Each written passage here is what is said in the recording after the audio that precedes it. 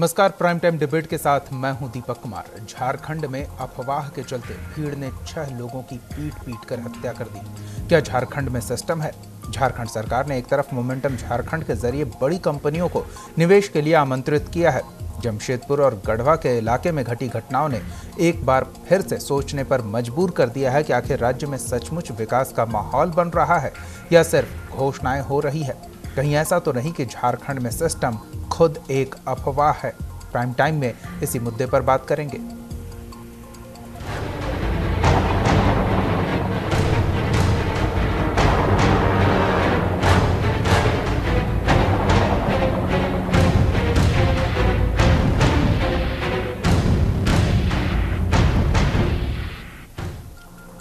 एक तरफ झारखंड में मोमेंटम झारखंड के जरिए निवेश लाने की कोशिशें हो रही है, तो दूसरी तरफ आदिवासी और मूलवासी सिस्टम से अपने आप को अब तक नहीं जोड़ पाए हैं। देखिए ये रिपोर्ट।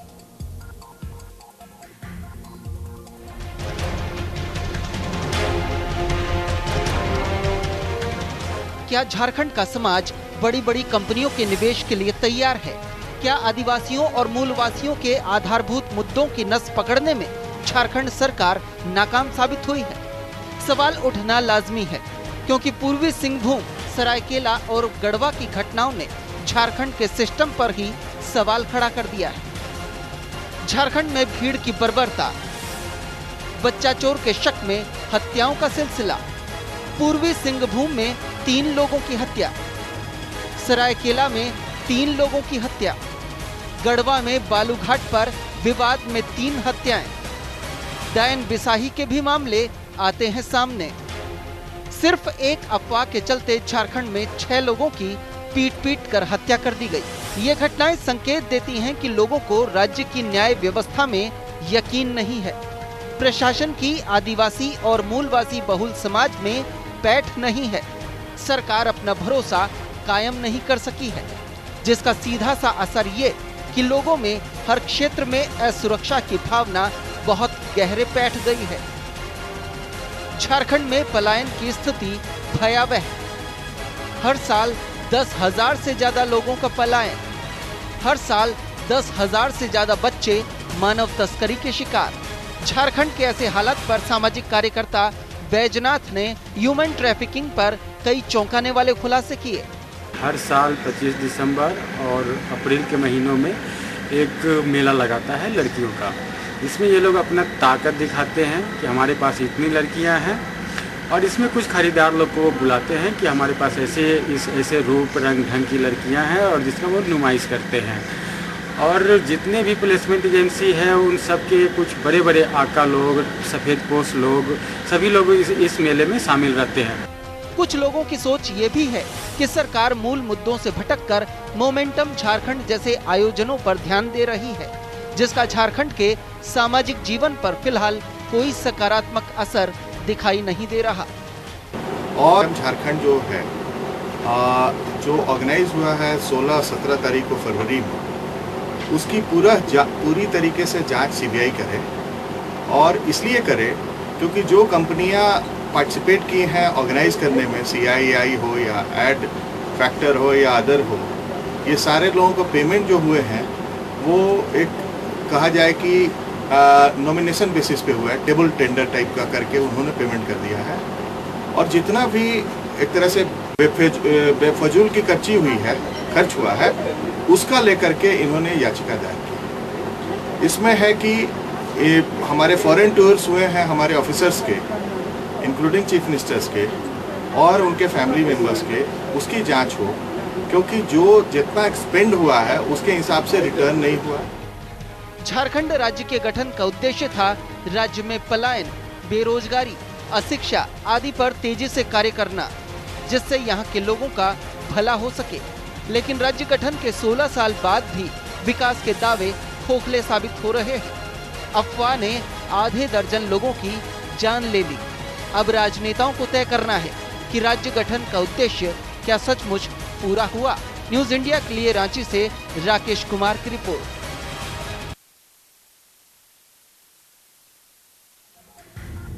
तो ये क्या हालात बन रहे हैं और किस वजह से बन रहे हैं, ये हम समझने की कोशिश करेंगे। फिलहाल हमारे साथ इस मामले में जानकार प्रोफेसर अश्विनी कुमार नंदा जी जुड़े हुए हैं। अश्विनी जी, स्वागत है आपका न्यूज़ इंडिया पर। हाँ, धन्यवाद। अश्विनी जी, अफवाहों की आड़ में भीड़ का हत्यारा हो जाना क्या दर्शाता है? किस स्थिति में जा रहा है ये समाज, या फिर किस तरह से वो भीड़ एक बेवजह के मुद्दे पर इतनी उग्र हो जाती है? हाँ जी, ये तो बड़ा दुख की विषय है। उसका तो पहले है कि हमारा जो गरीब काफी बहुत है गरीबी, ये खासकर जो पूर्वांचल है भारत का, पूर्वोत्तर जो राज्य है, पूर्वोत्तर स्टेट है, उसमें झारखंड है और झारखंड बहुत ही पिछड़ा हुआ राज्य है और ट्राइबल डोमिनेटेड राज्य है। लोग शिक्षा बहुत झारखंड में कम है, आपको पता है। और जितना गांव है पूरा वो रिमोटनेस है, काफी दूर दूर में गांव है। अच्छा, झारखंड में विकास कुछ हुआ ही नहीं है ना, खासकर आप छोड़ दीजिए 2-3 जगह जैसे रांची है या धनबाद है, बोकारो है, कुछ जगह है जहाँ माइनिंग बेस्ड इंडस्ट्रीज है, अदरवाइज झारखंड में कुछ हुआ ही नहीं है। तो इसका ये एक तरीका नतीजा निकला हुआ है। और झारखंड एक राज्य रहा है जहाँ खासकर चाइल्ड ट्रैफिकिंग बहुत ज्यादा है ना। एक तो छत्तीसगढ़ रहा है, सारा चाइल्ड ट्रैफिकिंग एक छत्तीसगढ़, दूसरा है झारखंड। झारखंड से बहुत ही बच्चे को ट्रैफिकिंग किया जाता है और बच्चे को झारखंड से वो ले लिया जाता है। और खासकर जो बड़े बड़े शहर है, हमारा अर्बनाइजेशन बढ़ रहा है, शहरीकरण हो रहा है और उस शहर में मैन पावर का बहुत जरूरत है। और जो मैन पावर जरूरत है वो बच्चों को बहुत जरूरत है ना। एक तो फोर्स्ड लेबर है, दूसरा बाकी सेक्सुअल वायलेंस और सेक्सुअल नीड है, ये सब चीज बहुत है जिसके लिए बच्चों का काफी मात्रा में ये ट्रैफिकिंग किया जाता है। अच्छा, ये तो है एक प्रकार की परिप्रेक्ष्य और पर्सपेक्टिव बनाते हैं, लेकिन उसके साथ क्या है, झारखंड में शिक्षा नहीं है, सरकार बिल्कुल ही नहीं है बहुत जगह में। और माओइस्ट जोन में आते हैं लोग, पुलिस को डरते हैं, पुलिस का पास जाते नहीं है। ट्राइबल है, ट्राइबल का में सपोर्ट सिस्टम नहीं है, लोगों में शिक्षा नहीं है। आपको पता होगा देश में ना 150 जो जिला आप देखेंगे जिसमें फीमेल लिटरेसी 50% कम है, उसमें 10 जिला सिर्फ झारखंड का ही मिलेंगे। तो झारखंड में ये तो हालात है। इस हालात में लोग क्या करते हैं, आप लोग का सरकार पर तो भरोसा रहा नहीं, तो लोग अपने आप लॉ हाथ में ले लेते हैं, है ना। लोगों में शिक्षा नहीं है, लोगों को पता नहीं है। तो जो भी ये रिपोर्ट आता है इसमें ज्यादातर रिमोर भी होता है, सत्य हो सकता है थोड़ा बहुत, तो उसको लोग क्या करते हैं ना, इसको यूज करते हैं, लोग इसमें वायलेंस करते हैं और नतीजा एक बाहर आ जाते हैं जी, केओस की स्थिति बन जाती है। धन्यवाद professor Ashwini Kumar Nanda ji, news India के साथ जुड़ने के लिए, अपनी बात हमारे साथ साझा करने के लिए। हमारे साथ रामकुमार पाहन जी जुड़े हुए हैं, बीजेपी विधायक हैं। रामकुमार पाहन जी, काफ़ी गंभीर स्थिति है।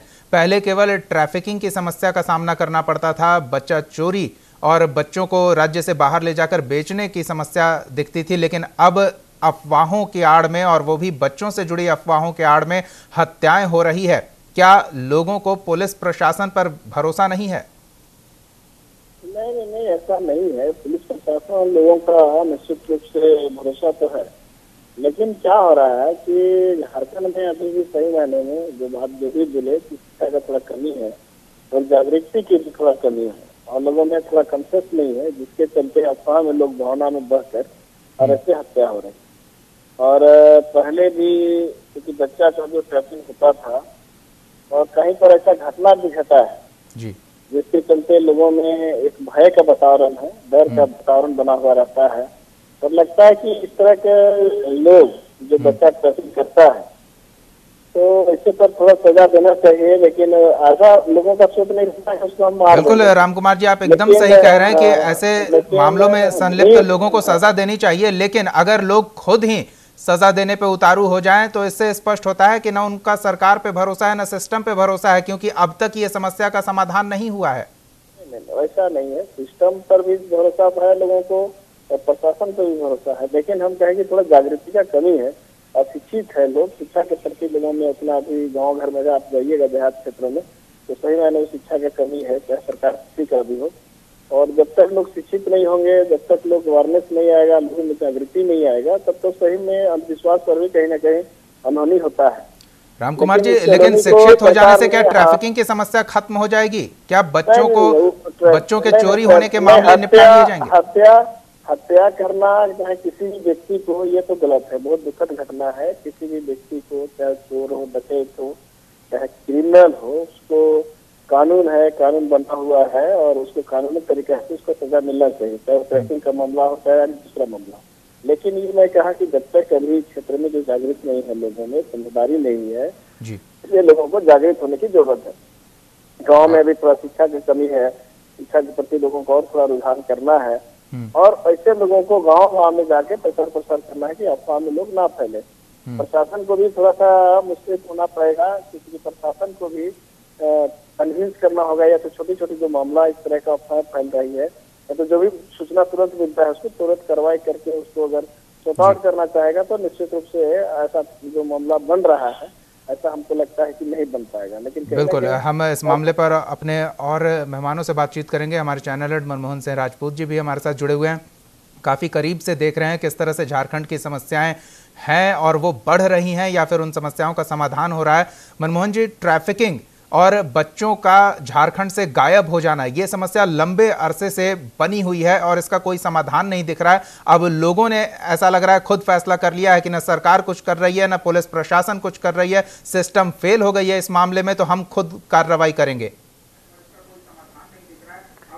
देखिए दीपक, सबसे बड़ी बात यह है कि लोग ट्रैफिकिंग और ह्यूमन की बात बोलते हैं। सबसे पहले मैं इसमें कमी बताऊंगा, प्रशासन की इसमें सबसे बड़ी लापरवाही है। अगर प्रशासन गांव-गांव जाकर इन सब चीजों को अगर जागरण करे तो कोई दिक्कत नहीं आएगी। प्रशासन हर जगह पर लापरवाह दिख रही है और ऐसे मामलों पे अगर जो ये सबसे बड़ी चीज आई है झारखंड, आखिर झारखंड को क्या हो गया है? झारखंड मोमेंटम की जहां हम बात करते हैं, हमें पता है कि हम जिस झारखंड मोमेंटम की हम बात कर रहे हैं, हम उस सरकार के 2 साल पूरे हो चुके हैं और सरकार को जवाब देना चाहिए कि ऐसे में अगर बच्चों के साथ में ऐसा खेल हो रहा है, बच्चे चोर के नाम पर किसी की हत्या अगर हो रही है, उस खेल में कहीं ना कहीं पीछे किसी साजिश को बू दे रही है। आप उस पर पूरी की पूरे, मैं तो मांग करता हूं सरकार से कि उस पर जांच होनी चाहिए कि आखिर ये क्या मैटर है कि सरायकेला में 4 लोगों की हत्या होती है, पूर्वी सिंहभूम में 3 लोगों की हत्या, 24 घंटे में पूर्वी सिंहभूम में, पश्चिमी सिंहभूम में 7 लोगों की हत्या। आखिर क्या है? झारखंड को क्या हो गया है? ट्रैफिकिंग के मामला लीजिए, पूरे अभी 2017 4 महीने के अंदर 446 मर्डर। आखिर झारखंड कहां जा रहा है? 24 घंटे में अफवाहों ने ले ली 7 लोगों की जान। मैं ये बात मांग करता हूं सरकार से, मैं पूछता हूं भाई, हम झारखंड मोमेंटम में लोगों को बुला रहे हैं, लेकिन ये झारखंड मोमेंटम किसके लिए है? हम लोग के लिए। इस झारखंड मोमेंटम में कौन काम करेगा, कौन जाएंगे इस जगह पर लोगों के लिए? ये लोग उसी जगह पर वहां के लोग ही तो रहेंगे। जब लोग नहीं होंगे तो काम कैसे होगा? लोग डरे हुए हैं, सहमे हुए हैं कि आखिर ये मैटर कहां से आया है, ये बच्चा चोर की लापरवाही कहां से आई? प्रशासन को खोजना होगा दीपक, इसमें हमें मांग करना चाहिए। हम चाहते हैं हमारे साथ जो लोग भी जुड़े हैं, हम लोगों को उनसे मांग करनी चाहिए कि आखिर कहां चूक हुई है, उन चूक तो उनको पकड़ा जाना चाहिए। और क्यों नहीं पकड़े गए अभी तक? 24 घंटे से ऊपर हो गए, 7 लोग निर्दोष बेचारे मारे गए हैं। हम उन लोगों से जवाब, जो आज उनके घर की हालत क्या होगी आप सोचो। एक निर्दोष बच्चा अगर मारा जाता है तो हमको ये चीज सोचना चाहिए कि हम क्या बोल रहे हैं, आखिर हम किसको जवाब दें, हम क्या जवाब दें? हम भी देश के चौथे स्तंभ पर बैठे, अगर ऐसी खबर उठाई और हमने ऐसी खबर को देखा तो हमारे भी रूह कांपती हमारे रूह को लेकर के। इसलिए हमें सोचना चाहिए कि आखिर हमारे झारखंड को क्या हो गया है। बिल्कुल, हम समझने की कोशिश करते हैं कि आखिर इस समस्या के पीछे वो जड़ क्या है जिसका खात्मा नहीं किया जा सक रहा है। हमारे साथ पटना से सामाजिक कार्यकर्ता डॉक्टर सुमन लाल जी भी जुड़ चुके हैं और सामाजिक कार्यकर्ता वैजनाथ जी भी जुड़ चुके हैं झारखंड से। हम दोनों से समझने की कोशिश करते हैं कि आखिर ये क्या सामाजिक परिपाटी बन रही है। सुमन लाल जी, बिहार सरकार कहती है कि हम काफ़ी बेहतर स्थिति में हैं सामाजिक स्तर पर झारखंड की तुलना में, और इसको वो ताल ठोक कर कहते हैं, लेकिन ट्रैफिकिंग की समस्या यहाँ भी है। तो केवल विकास के पायदान पर ऊपर उठ जाना इस समस्या का समाधान नहीं दिख रहा है। अब देखिए, ये तो बात वैसी हो गई कि मैं तो 5वीं क्लास के बच्चे से ज्यादा पढ़ी हुई हूँ। ये तो यही वाला कंपैरिजन है भाई। हम अपनी जो क्षमता है, वो जो हमारी स्थिति है, वो हम अपने आप से आकलन करेंगे ना जी। झारखंड में जो आदिवासी बेल्ट है, वहाँ पे कितनी एजुकेशन है, किस तरीके का वहाँ स्थिति है, रोजगार की वहाँ क्या स्थिति है, किस तरीके से बड़ी बच्चियां, जो बढ़ती हुई बच्चियां हैं, जो अब जागरूक हो रही हैं, और अपने जीवन को एक नए तरीके से वो संजोना चाह रही हैं, पिरोना चाह रही हैं, आत्मनिर्भर होना चाह रही हैं, उनके लिए क्या व्यवस्थाएं हैं उसको उन्हें देखना होगा। और बिहार की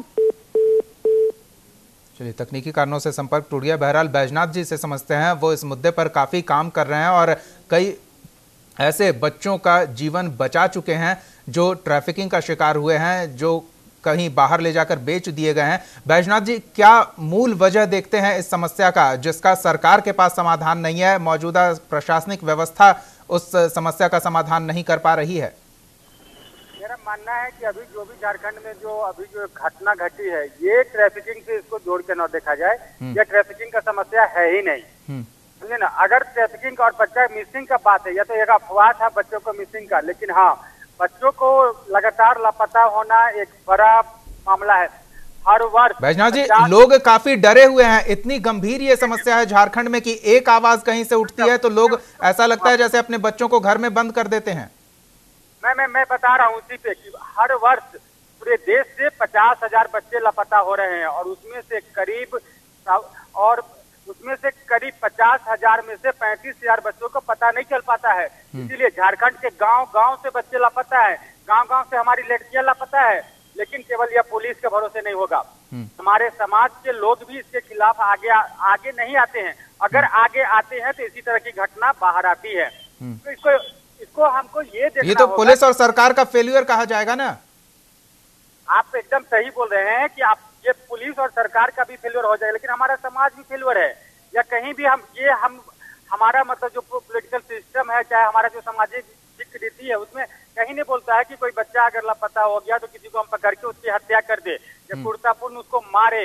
अगर बिल्कुल, हम मासस नेता हमारे साथ जुड़े हुए हैं, उनसे भी थोड़ी बात कर लेते हैं। सुशांतु मुखर्जी जी, स्वागत है आपका न्यूज इंडिया पर। जी सुशांतु जी, जानवरों और इंसानों में फर्क इतना है कि इंसान खुद को सभ्य कहते हैं, लेकिन जानवर पर भी जब जान पर आफत आ जाती है तो वो अटैक कर देता है, अटैक मोड में चला जाता है। इंसानों के साथ भी क्या वही हो रहा है जो झारखंड में पिछले 24 घंटों में देखने को मिला है? एक अफवाह, ऐसी अफवाह जिससे पूरा सूबा परेशान है, वो एक इलाके में फैलता है और लोग हिंसक हो जाते हैं। देखिए, इस तरह की मामला झारखंड में आप देखेंगे, ये सारे जो भी प्रॉब्लम देख रहे हैं, ये इस तरह की हत्याएं जो होती है, ये नहीं है कि अफवाह है। ये अफवाह को बनाया जाता है बाद में। अगर लोग कहते हैं कि उसमें 100-200 आदमी आके दौड़ा के मारे हैं, वो कम होते हैं और कम लोग होते हैं जो चिन्हित किए जाते हैं। इस तरह के मामला है ये। चाहे डाइन के नाम से भी अगर कुछ यहाँ हत्याएं हुई हैं हमारे झारखंड में, उसमें भी इसी तरह से सब घूम फिर के देखा जाता है कि जमीन से मतलब है, जमीन रिलेटेड है। चाहे ये मोमेंटम झारखंड बना के जो सरकार ने जो जमीन बांटी जा रही है, इससे पलायन बनती है। यहाँ के लोग बाहर जाने के लिए, नौकरी के लिए जाते हैं। सरकार इस पर नजर रखने की जरूरत है। और यहाँ पर जो जिस तरह से ट्राइबलों को टॉर्चर किए जाते हैं, सारे जमीन के लूटे जा रहे हैं, तो इस तरह के मामले उठते हैं। लेकिन ये जो कल जो जमशेदपुर में जो देख रहे हैं आपने, जो ये 7 की हत्याएं हुई है, ये हमको नहीं लगता है कि ये बदबू है इसमें, मैंने इसमें देख सुगंध आ रही है कि गलत तरीका से ये हत्याएं जो दिखाने की कोशिश कर रहे हैं, इसका मामला कुछ और है। हम लोग निश्चित तौर पर ऐसा है, हमारे चैनल मनमोहन सिंह राजपूत भी कह रहे हैं कि कहीं साजिश की कोई बू आ रही है। रामकुमार पाहन जी, अगर इस मुद्दे पर साजिश रची जाती है तो ये तो और गंभीर स्थिति हो जाएगी। नहीं, क्योंकि हत्या तो हत्या है। अब हत्या एक साजिश के तहत हुआ है या अफवाह के माध्यम से हुआ है, चाहे जिस कारण से भी हुआ है, ये तो दुखद घटना है। इस घटना को हम लोग जितना भी निंदा करें कम है। लेकिन निंदा करने से समाधान नहीं होता है ना रामकुमार जी। लोग ये समझ रहे हैं कि बच्चा चोरी का मामला इतना संगीन है, इतना गंभीर है कि भीड़ को हिंसक होने का हक मिल जा रहा है, क्योंकि पुलिस कुछ नहीं कर रही है, सरकार कुछ नहीं कर रही है। नहीं, सरकार तो बहुत कुछ कर रही है, उसको खाली देखने का नजरिया होना चाहिए। मेरा ये कहना है कि प्रशासन को थोड़ा इस विषय पर निश्चित रूप से गंभीरता बरतना चाहिए और जो छोटी छोटी अफवाहें हैं उस बात को लोगों के बीच में ले जाके समझाना है। छोटी अफवाहें तो यूं ही बिखर के रह जाती है, ये तो जंगल की आग की तरह फैल रहा है मामला। जो काम है वो आदिवासी क्षेत्र में ऐसे जो अफवाहें फैलाते हैं लोग, या तो इस तरह की जो घटनाएं घटते हैं उसको निश्चित रूप से जागृत करने की जरूरत है। लेकिन कैसे? ये जरूरत तो लंबे अरसे से महसूस की जा रही है। नहीं, ये लंबे नहीं और कभी नहीं। इसीलिए मैंने कहा कि झारखंड सही मायने में भी थोड़ा पिछड़ापन है। आदिवासियों में शिक्षा का जो मतलब गांव स्तर पर जो शिक्षा का विकास होना चाहिए पूर्ण रूप से विकास नहीं हो पाया है और इसलिए इसके प्रति राज्य सरकार बहुत प्रयत्नशील है, संवेदनशील है और सरकार चाह रही कि सब कुछ होने के बावजूद परिणाम नहीं है। राम कुमार जी, ये तो कहेंगे आप? नहीं, मोमेंटम झारखंड यहाँ इसीलिए लोग सरकार की है कि वैसे क्षेत्र में जो सुदूर क्षेत्र है, जो रिमोट एरिया है, जहाँ तक विकास की किरणें नहीं पहुंची है, जहाँ कोई उद्योग स्थापित नहीं हुआ, वैसे क्षेत्र में भी छोटे छोटे टेक्सटाइल का हो या तो उद्योग स्थापित करके वहाँ के लोग रोजगार से जुड़ राम कुमार पाहन जी, आप निश्चित रूप से वहाँ शायद विकास पहुंचेगा तो विकास राम कुमार जी, पहुंच आप जो जाएगा। दिखाने की कोशिश कर रहे हैं वो आप उसके आगे देख नहीं पा रहे हैं। अगर यही स्थिति रही तो किसी मोहल्ले में अनजान व्यक्ति का घुसना मुश्किल हो जाएगा। आप विदेशियों को बुला रहे हैं इन्वेस्टमेंट के लिए, उन लोगों का इलाके में घूमना फिरना मुश्किल हो जाएगा। लोग इतने डरे हुए हैं। नहीं, मेरा ये कहना है कि इस तरह का घटना घटने के पीछे यही कारण है कि झारखंड में अभी भी अशिक्षित है, अभी भी लोग बेरोजगार हैं, अभी भी गांव में काफी पिछड़ापन है। ये मोमेंटम झारखंड सरकार का करने के पीछे एक उद्देश्य यही है कि सुदूर क्षेत्र के लोग जिसको अभी तक रोजगार नहीं मिला है, जिसका आर्थिक स्थिति बहुत कमजोर है, ऐसे लोगों को हम रोजगार से कैसे जोड़ सकते हैं ताकि उसका जब आर्थिक विकास हो जाएगा, सीखने का स्तर ऊंचा हो जाएगा तो ये जो अफवाहें फैलती है या तो जो अंधविश्वास होता है निश्चित रूप से रोक लगेगी। चलिए सुमन जी के पास चलते हैं, उनकी बात अधूरी भी रह गई थी। सुमन लाल जी, क्या विकास के पायदान पर आगे बढ़ जाना इन समस्याओं का समाधान दिखता है और एक सभ्य समाज जिसे कहते हैं वो अफवाह का शिकार नहीं होता? नहीं, देखिए, हर व्यक्ति को जागरूक होने की जरूरत है क्योंकि जो बच्चियां जिनके बारे में मैं कह रही हूँ, जो परिवार जो अनपढ़ हैं, जो जिनको ये पता नहीं चलता है। देखिए, मैं आपको बता रही हूँ, ट्रैफिकिंग एक मतलब पहले जो मैंने काम करना शुरू किया था 2000 में, पहला हम लोगों ने बिहार का केस सॉल्व किया था, तब ये थर्ड स्टेज पे एक इलीगल क्राइम जो था, इलीगल जो ट्रेड था वो वर्ल्ड का थर्ड ट्रेड था ये, और आज ये सरक करके सेकंड ट्रेड पे आ गया है। तो ह्यूमन ट्रैफिकिंग के जो अलग अलग, पहले हम लोग जानते थे कि सेक्स ट्रेड के लिए ही लोग उसको ले जाते हैं, कभी हम लोगों ने जाना कि वो भीख मांगने के लिए, कभी हम लोगों ने जाना फैक्ट्री में काम कराने के लिए। ये नए नए आयाम जुड़ते जा रहे हैं। उसके बाद आ गया कि वो अंग ट्रांसप्लांट के लिए जा रहे हैं। आज तो मैं नई बात सुन रही हूँ कि ये बलि देने के लिए भी ट्रैफिकिंग हो रही है। तो इसको पहले तो ये मान लेने की जरूरत है कि ये ट्रैफिकिंग है, क्योंकि जिसने उस बच्चे को ले जाकर के वहां तक पहुंचाया होगा उसने उसके बदले में पैसे लिए होंगे। सुमन लाल जी, गंभीर स्थिति तब अब बन रही है जब इस समस्या से लोग इतने परेशान हो गए हैं कि एक आवाज कहीं से उठती है कि किसी का बच्चा गायब हुआ और इस आवाज के पीछे लोग पागल हो जाते हैं और हत्या कर दे रहे हैं। हाँ, तो ये बात वही होती है ना, ये जहाँ पर बहुत दोनों चीजें हैं। एक तो अंधविश्वास इतना ज्यादा हो गया है लोगों को, दूसरे की जो सरकार की जो तत्परता होनी चाहिए थी, जो आश्वासन देने का जो तरीका होना चाहिए था, या अपनी कार्यशैली में जो बदलाव ला करके लोगों को इस बात के लिए निश्चिंता करनी चाहिए थी कि अब ऐसी घटना नहीं घटेगी, या आप लोग जागरूक रहें और हम दोनों मिलकर के इस तरीके की घटनाओं पे हम लोग नजर रखें और इसको दोबारा ना घटित होने दें। तो इसमें सरकार हमेशा ही फेल करती है, पूरे देश की सरकार फेल करती रही है। इसलिए कोई भी नहीं, तो ये जो ट्रैफिकिंग का मामला है ये थर्ड से सेकंड स्टेज सिर्फ 15 सालों में नहीं ले लेती, और इतनी गंभीर समस्या बढ़ती जा रही है। इसका तरीका, इसका स्वरूप, इसके जो नेटवर्क्स हैं, उन सब चीजों के मतलब कार्यशैली में समस्या दिन पर दिन बढ़ती ही जा रही है, लेकिन समाधान की कवायद होती नहीं दिख रही है। सुशांतो जी, आप इस पूरे प्रकरण में साजिश की बू भी बता रहे हैं, तो किस तरह की साजिश हो सकती है? क्या व्यक्ति विशेष के पीछे पूरी भीड़ चल पड़ती है, या फिर कोई अपनी निजी दुश्मनी निकाल रहा है इन मुद्दों को हवा देकर? ये इसमें कंक्रीटली है कि लास्ट में जाके इसका यही पाएगा कि वो निजी दुश्मनी निकाल रहे हैं, लेकिन जो जनता आ रही है उसमें मारपीट करने के लिए, चाहे उसमें इस तरह से हत्या भी कर दिए, उस जनता बीच में नहीं रहती है। जैसे हमारे यहाँ पर जो भी आपको डाइन प्रथा में आप देखेंगे कि झारखंड में जितनी भी हत्याएं हुई हैं उसमें 3 फेज काम करते हैं। एक जमीन लूट की फेज काम करती है, एक जो उसको काम को चलाने के लिए, दूसरा जो आम जनता आती है वो एकदम निर्दोष रहते, जो जेल के अंदर रहते। ठीक है, ये बता दें। और एक चीज है कि यहाँ पर झारखंड मोमेंटम के नाम से और पूरे झारखंड में नहीं पूरे देश में जो राजनीति चल रही है कि पूरे देश को बांटने की, जातियों पर बांटे गए हैं, घर घर को डिवाइड कर दे गए हैं। अगर ट्राइबल है वो अगर मिशन के साथ जुड़ गए तो उस ट्राइबल की जो सरना है उसे अलग कर देते हैं। इस तरह से मामला को बनाते हुए आक्रोश का एक पैदा होते हैं, जो शाम सवेरे जिनके एक साथ बैठने की था वो दूरी हो गए।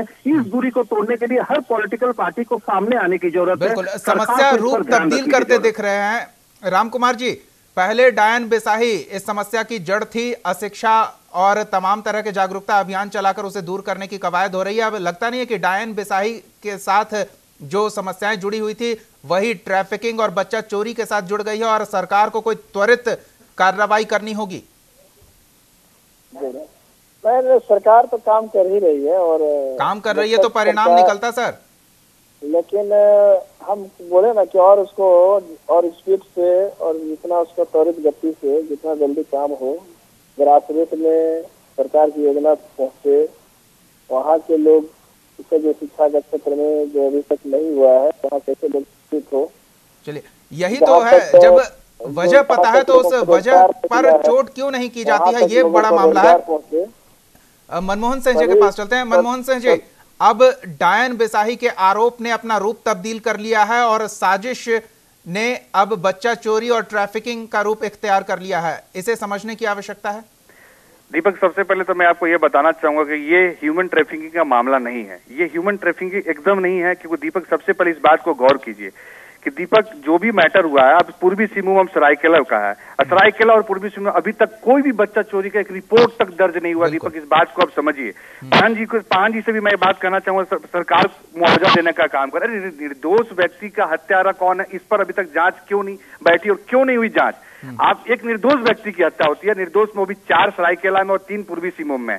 तो पाहन जी से सबसे पहले तो ये बात हमें जाननी चाहिए कि अभी तक इस पर कोई जांच नहीं बैठी। ऊपर से 4 महीने में 446 मर्डर, 24 घंटे में 7 लोगों की हत्या हो जाती है। ये क्या है? ये एक अफवाह है। अफवाह के पीछे ऐसी भीड़ भाग रही है कि एक बच्चा चोरी हो गया, बच्चा चोरी के पीछे में ऐसे लोगों को पीटा जा रहा है और वैसे लोगों की मौत हो रही। तो इस बात को आप कैसे मान सकते कि ह्यूमन ट्रैफिकिंग का मामला है? दीपक, इस बात पर गौर कीजिए। इस बात पर सबसे पहले गौर करने वाले कि निर्दोष व्यक्ति की हत्या, इसके हत्यारे के पीछे कौन लोग शामिल है। अफवाहों पर ध्यान न दे। मैं बार बार इस बात बोलता हूँ, न्यूज इंडिया मांग कर रहा है कि अफवाहों पर ध्यान न दे, लेकिन बिल्कुल हम अपील कर रहे हैं कि लोग अफवाहों पर ध्यान न दें और सरकार इस विषय पर गंभीरता से ध्यान दे, क्योंकि स्थिति गंभीर होती जा रही है। एक खास इलाके में कुछ खास लोग जिन्हें पहचाना नहीं जा सक रहा है क्योंकि वो भीड़ में शामिल हो जा रहे हैं और अपने बुरे इरादों को अमली जामा पहना रहे हैं भीड़ के शक्ल में। इस वजह से इस समस्या और भी गंभीर हो जा रही है और मुद्दा जो उठाया जा रहा है वो है बच्चा चोरी का और ट्रैफिकिंग का। लोग डरे सहमे हैं,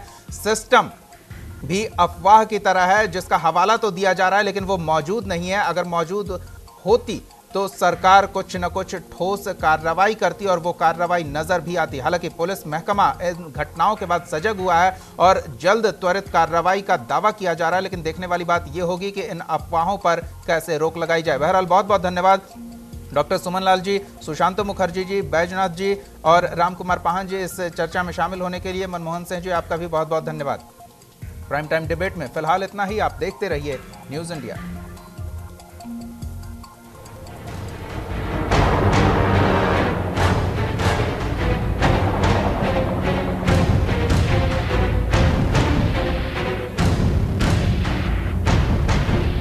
आप हमारे चैनल को YouTube पर सब्सक्राइब कर सकते हैं न्यूज इंडिया निम्स पर। इसके अलावा आप ट्विटर पर भी हमें न्यूज इंडिया 17 पर फॉलो कर सकते हैं। फेसबुक पर आप newsindia.nimsuni पर हमें लाइक कर सकते हैं।